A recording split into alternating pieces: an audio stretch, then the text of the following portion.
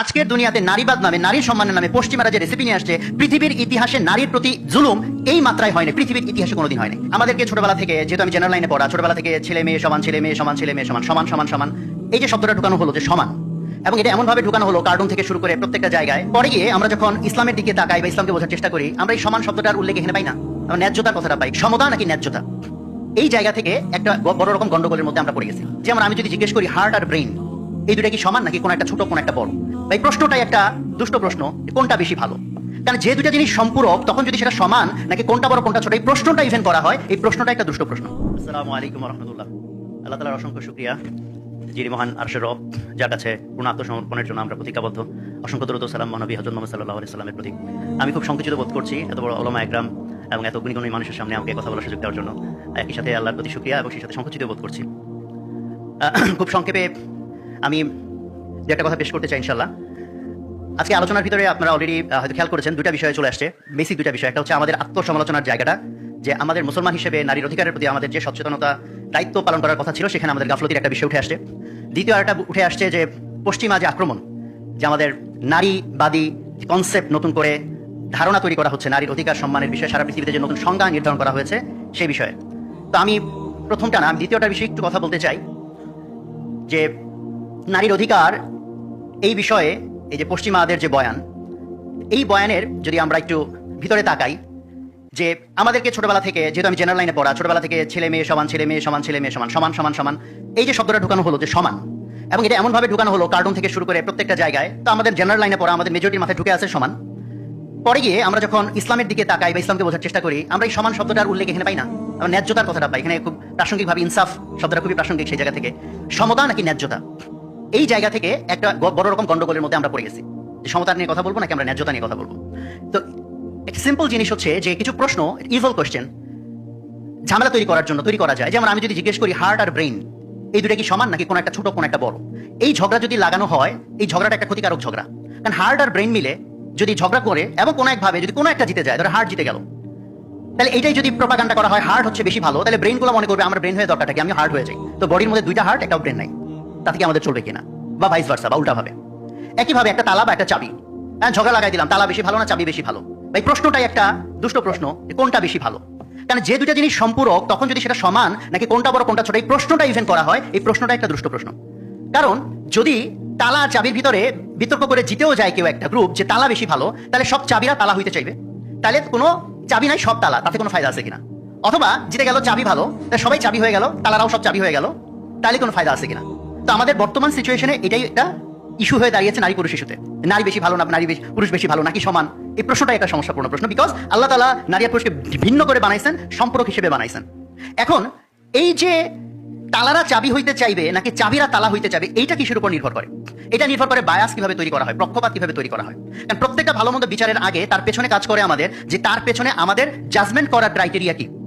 তো আমরা যদি ধরা যাক যে তালা চাবি নিয়ে বিতর্ক লাগাবো, আমি এটা প্ল্যান করে রাখলাম, এবং আমি তার আগে সমাজের ভিতরে একটা ধারণা তৈরি করলাম, পক্ষপাত তৈরি করলাম, যে জিনিস যত বড় সেই জিনিস তত ভালো। তাই এরকম ধারণা তৈরি করা কঠিন কিছু না।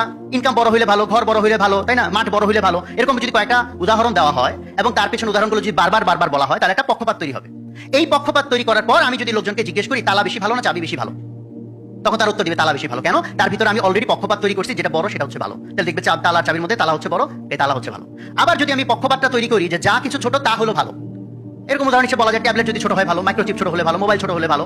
এটাও তৈরি করা সম্ভব, ডিপেন্ড করে আমি মিডিয়া ইউজ করে কোন বায়াসিংটা তৈরি করতেছি। ফলে আমি যদি এই বায়াস তৈরি করি যে ছোট হলে ভালো, তাহলে তালা ভালো না চাবি ভালো, এই বিতর্কের ভিতরে মেজরিটি মানুষ কোন পক্ষে চলে আসবে, চাবি বেশি ভালো।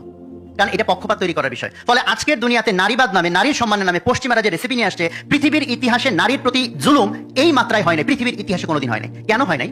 কারণ এখন যখন সারা পৃথিবীতে আমরা ট্রেন্ড দেখতেছি, ঐতিহাসিকভাবে পুরুষরা যেগুলোতে ভালো, অর্থোপার্জন, তারপর আপনি বলেন যে যুদ্ধ বিগ্রহ, শারীরিক পরিশ্রম, যে কোনো ইন্টেন্স সিচুয়েশন, এটা পুরুষরা ঐতিহাসিকভাবে ভালো, আল্লাহ তাআলা পুরুষকে এইভাবে তৈরি করেছেন। আর যা কিছু সফিস্টিকেটেড, সফট, সাটল, মানে মানবিক বা খুবই পেলক, এই জাতীয় জিনিসে আল্লাহ তাআলা নারীকে ঐতিহাসিকভাবে তাকে সেই সক্ষমতা দিয়েছেন, এবং ঐতিহাসিকভাবে নারী সেটাতে ভালো। যেমন ঘরকে ম্যানেজ করা, বাচ্চাদেরকে ম্যানেজ করা, শান্তি সৌহার্দ্যপূর্ণ পরিবেশ তৈরি করা, এটা নারীর ঐতিহাসিক স্ট্রেংথের জায়গা। এখন সারা পৃথিবীর পুঁজিবাদ এসে বায়াস তৈরি করলো যে সারা পৃথিবীর মধ্যে অন্য কোনো কিছু তেমন কোনো দাম নাই, খালি দাম হচ্ছে টাকা কামানো, যে যত বেশি টাকা কামাবে সেটা হচ্ছে ভালো। ইনকাম করাটা ভালো, টাকা উপার্জন ভালো, পুঁজিবাদের কোর কনসেপ্ট। যখন এই বায়াস তৈরি হয়ে গেল যে টাকা কামানোটাই হলো আলটিমেট জিনিস, যার প্রমাণ হচ্ছে এরকম যে আমরা যখন একজন আরেকজনের সাথে কথা বলি, ভাই নাম কি, আপনার পরিচয় কি, তারপরে জিজ্ঞেস করি ভাই আপনি কি করেন, আপনি কি করেন, এটার উত্তরে আমি বলতে পারি আমি ভাত খাই, আমি ঘুমাই। বলতে না না ভাই আপনি আসলে কি করেন, এটাতে আমরা কি বুঝতে চাই, সে কিভাবে টাকা কামায়। ফলে টাকা কামানোটাকে যখন এত প্রাধান্যের জায়গায় নিয়ে চলে যাওয়া হলো, এরপর জিজ্ঞেস করা হলো নারী ভালো না পুরুষ ভালো। তো নারী চিন্তা করলো আমি তো টাকা কামাই না, পুরুষ টাকা কামায়, তাহলে তো আমি একটা ইয়েতে পড়ে গেলাম, মানে হীনমন্যতা বোধে পড়ে গেলাম। কারণ আমি মনে করি যে যদি নারীর প্রতি ট্রুলি সম্মান পশ্চিমারা দেখাইতে চাইতো, তাহলে নারী ঐতিহাসিকভাবে যেটাতে ভালো, তাহলে সেটাতে তারা ব্র্যান্ডিং করতো। তাহলে সবচেয়ে বেশি বড় লোকের পুরস্কার দেওয়া হয়, সবচেয়ে ভালো মাকে তো পুরস্কার দেওয়া হয় না, সেটা ব্র্যান্ডিং করা হয় না। সবচেয়ে বেশি যে ভালো ঘর কন্যা করে তার পুরস্কার দেওয়া হয় না, সবচেয়ে বেশি ভালো যে বাচ্চাকে পালন করে এটাকে পুরস্কার দেওয়া হয় না, এটাকে হাইলাইট করা হয় না, হাইলাইট করা হয় শুধু টাকাকে বেশি কামাইলো। কাজে দুইটাই সমাজে দরকার, বাট আমি বায়াস তৈরি করছি কোনটার দিকে, যে টাকাকে কামাই। ফলে এখন নারীর মধ্যে হীনমন্যতা বোধ তৈরি হয়ে যাচ্ছে, আমি তো টাকা কামাই না। ফলে যদি পশ্চিমে বিশ্ব ট্রুলি নারীকে সম্মান করতে চাইতো, তাহলে নারী ঐতিহাসিকভাবে যেগুলোতে ভালো, তাহলে সেটাকে তারা ব্র্যান্ডিং করতো। তাইলে কি হইতো, তাহলে পুরুষরা বরং নারী হইতে চাইতো। এখন হয়েছে কি, নারীরা পুরুষ হইতে চাইতেছে, ফলে তার ভিতরে একটা জুলুম তৈরি হচ্ছে, কারণ তার ন্যাচারাল টেন্ডেন্সি ওইভাবে আল্লাহ সুবহানাহু ওয়া তাআলা তাকে তৈরি করে নাই। বাট তারা যদি নারীবাদী হয়ে থাকে, তাহলে নারী যেটাতে ভালো সেটাকে তারা ব্র্যান্ডিং করুক, তাহলে বরং পুরুষরা বরং নারী হওয়ার চেষ্টা করতে পারে। বরং আমরা উল্টা দেখতেছি, নারীবাদিতার নামে পৃথিবীর ইতিহাসে সবচেয়ে বড় জুলুম নারীদের উপর এখন চলতেছে। কাজে কথা লম্বা করার সুযোগ নাই, অল্প কিছু আমার দৃষ্টিভঙ্গিটা শেয়ার করার চেষ্টা করলাম। ফলে এই যে কনসেপ্টটা, যে পশ্চিমাদের আক্রমণ, একই সাথে আবার আমাদের নিজেদের দুর্বলতা, যে আমাদের ইসলাম যে দৃষ্টিভঙ্গি দিয়েছে, যে দায়িত্ব, সেখানেও আমাদের দুর্বলতা। তো এই দুয়ে মিলে যে উদ্যোগটা হুজুরা নিয়েছেন, ইনশাল্লাহ আমাকেও এটা সাথে রেখেছেন, আমি জন্য সম্মানিত বোধ করছি।